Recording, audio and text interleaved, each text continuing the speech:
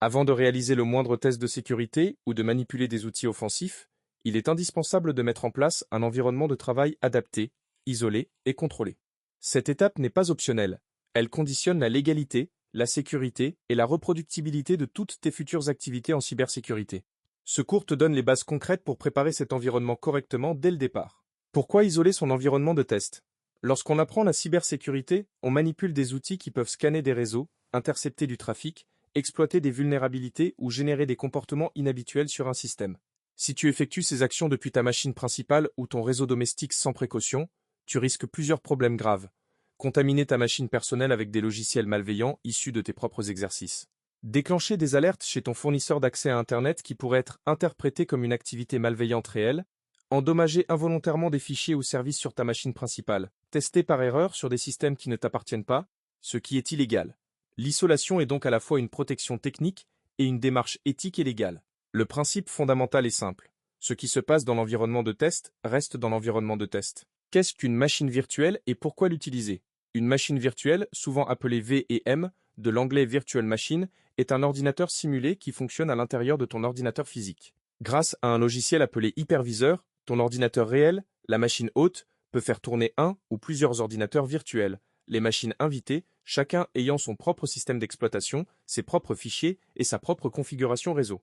Cela signifie que tu peux installer une distribution Linux spécialisée en sécurité sur une machine virtuelle, faire toutes tes manipulations à l'intérieur, et si quelque chose se passe mal, infection, erreur critique, configuration corrompue, tu supprimes simplement la machine virtuelle et tu en recrées une propre. Ta machine principale n'est pas affectée. Les hyperviseurs les plus courants pour les apprenants sont VirtualBox, gratuit, développé par Oracle, et VMware Gistral Player, gratuit pour usage personnel. Ces deux logiciels s'installent facilement sur Windows, macOS ou Linux. Quelle distribution Linux utiliser pour la cybersécurité? Deux distributions Linux sont incontournables dans le domaine. Kali Linux, c'est la distribution de référence pour les tests de pénétration. Elle embarque par défaut des centaines d'outils de sécurité préinstallés et préconfigurés. Scanner de réseau, outils d'exploitation, analyseur de trafic, casseur de mots de passe, etc. Elle est maintenue par la société Offensive Security. C'est la distribution que tu utiliseras le plus souvent comme machine attaquante. Parrot Security OS, une alternative à Kali Linux, plus légère, également orientée sécurité et anonymat. Certains apprenants la préfèrent pour ses performances sur des machines moins puissantes. Pour les machines cibles, les systèmes que tu vas tester, tu utiliseras des distributions volontairement vulnérables conçues pour l'apprentissage. Metasploitable 2 et 3, des machines Linux volontairement truffées de failles connues, conçues pour être attaquées dans un cadre d'apprentissage, DVWA, DAM, Vulnerable Web Application. Une application web vulnérable que tu installes sur une machine virtuelle pour t'entraîner aux attaques web. OSP WebGoat, une autre application web pédagogique, maintenue par le projet LSP, Open Web Application Security Project, qui propose des exercices guidés sur les failles web les plus courantes. Ces machines cibles ne doivent jamais être exposées à Internet. Elles doivent rester dans un réseau interne virtuel, accessible uniquement depuis ta machine Kali Linux. Configurer le réseau entre les machines virtuelles. La configuration réseau de tes machines virtuelles est un point critique. Il existe plusieurs modes de connexion réseau dans VirtualBox ou VMware. Mode pont, bridged, la machine virtuelle se comporte comme un vrai ordinateur sur ton réseau local. Elle obtient une adresse IP de ton routeur. Ce mode n'est pas recommandé pour les machines cibles vulnérables, car elles seraient accessibles depuis d'autres appareils de ton réseau. Mode réseau interne, Internal Network. Les machines virtuelles communiquent entre elles dans un réseau purement virtuel, sans aucun accès à ton réseau physique ni à Internet. C'est le mode idéal pour faire communiquer ta machine Kali Linux avec tes machines cibles vulnérables en toute sécurité. Mode réseau privé, host only, similaire au réseau interne. Mais ta machine physique peut aussi communiquer avec les machines virtuelles. Utile pour accéder à une interface web depuis ton navigateur principal, mode NAT, Network Address Translation, la machine virtuelle accède à Internet via la machine hôte, mais elle n'est pas directement accessible depuis l'extérieur. Utile pour mettre à jour ta machine Kali Linux. La configuration recommandée pour débuter est la suivante. Ta machine Kali Linux dispose de deux cartes réseau virtuelles, l'une en mode NAT, pour accéder à Internet et faire ses mises à jour, l'autre en mode réseau interne, pour attaquer les machines cibles. Les machines cibles n'ont qu'une seule carte réseau en mode réseau interne. Ainsi, les machines vulnérables sont totalement isolées d'Internet et Kali peut tout de même se mettre à jour. La notion de snapshot, instantané. Un instantané, snapshot en anglais, est une photographie de l'état d'une machine virtuelle à un instant précis. Si tu fais un instantané de ta machine Kali Linux juste après l'avoir configurée proprement, tu pourras toujours y revenir si une manipulation future la dégrade. C'est l'équivalent d'un point de restauration, mais bien plus fiable. Prends l'habitude de créer des instantanés régulièrement, avant une nouvelle série d'exercices, après une configuration importante ou avant d'installer un nouvel outil. C'est une pratique professionnelle qui te fait gagner un temps précieux. Préparer ses comptes et identifiants de test. Dans le cadre des exercices sur des applications web vulnérables ou des plateformes d'entraînement légales, comme Hack the Box, TryHackMe, RootMe, tu auras besoin de comptes dédiés. Voici les règles à respecter absolument. Crée une adresse email spécifiquement dédiée à tes activités de cybersécurité. N'utilise jamais ton adresse personnelle ou professionnelle principale pour t'inscrire à des plateformes de hacking légales ou des outils de sécurité. Utilise un mot de passe fort et unique pour chaque compte créé sur ces plateformes.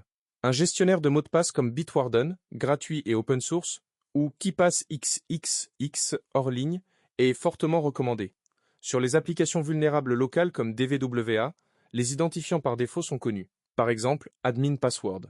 Note. Les soigneusement, tu en auras besoin pour les exercices. Ne réutilise jamais les identifiants de tes comptes de test sur des services réels. Ce cloisonnement est fondamental pour éviter toute confusion entre environnements. Préparer son navigateur pour les tests de sécurité. Le navigateur web est l'un des outils les plus utilisés en test de sécurité applicatif. Il ne suffit pas d'ouvrir Firefox ou Chrome et de commencer à tester. Une configuration adaptée est nécessaire. Premièrement, installe Firefox sur ta machine Kali Linux. Il y est souvent déjà présent. Firefox est recommandé pour les tests de sécurité car il offre un meilleur contrôle et une meilleure compatibilité avec les extensions de sécurité. Deuxièmement, installe l'extension Foxy Proxy. Cette extension permet de basculer facilement entre plusieurs configurations de proxy, mandataire réseau. En cybersécurité web, tu utiliseras souvent un proxy d'interception comme Burp Suite Community Edition. Foxy Proxy te permet d'activer ou désactiver ce proxy en un clic, sans changer les paramètres système à chaque fois. Troisièmement, configure Burp Suite comme proxy d'interception locale. Burp Suite est un outil incontournable pour analyser et modifier le trafic SCT et KP entre ton navigateur et une application web. Il s'installe sur ta machine Kali Linux et écoute par défaut sur l'adresse locale 127.0.0.sir, le port 8080. Tu configures ensuite Firefox via Foxy Proxy pour envoyer tout son trafic web vers ce proxy. Cela te permet d'intercepter, lire et modifier chaque requête et réponse chaque 4P, ce qui est la base de nombreux tests de sécurité web. Quatrièmement, installe le certificat de Burp Suite dans Firefox. Burp Suite génère un certificat numérique pour intercepter les connexions chiffrées, chaque PEP-S. Si tu ne l'installes pas dans Firefox, le navigateur affichera des erreurs de sécurité pour chaque site HTTPI PS que tu testes. La procédure est simple. Une fois Burp Suite lancé et le proxy configuré dans Firefox, tu navigues vers l'adresse http://Earthsuite dans Firefox, tu télécharges le certificat proposé et tu l'importes dans les paramètres de certificat de Firefox, dans les paramètres avancés de Firefox, section certificat. Cinquièmement, installe l'extension Wapalizer. Cette extension analyse les technologies utilisées par un site web, langage de programmation, serveur web, système de gestion de contenu, bibliothèque JavaScript, etc., en lisant simplement le code source de la page. C'est un outil de reconnaissance passif très utile en début de test. Récapitulatif des étapes de préparation de l'environnement. Voici les étapes concrètes dans l'ordre logique pour préparer ton environnement de test. 1. Installer un hyperviseur sur ta machine physique, VirtualBox recommandé pour les débutants. 2. Télécharger et installer une machine virtuelle Kali Linux. Une image prête à l'emploi est disponible sur le site officiel de Kali Linux. 3. Configurer 2 cartes réseau pour Kali Linux. Une en mode NAT, une en mode réseau interne. 4.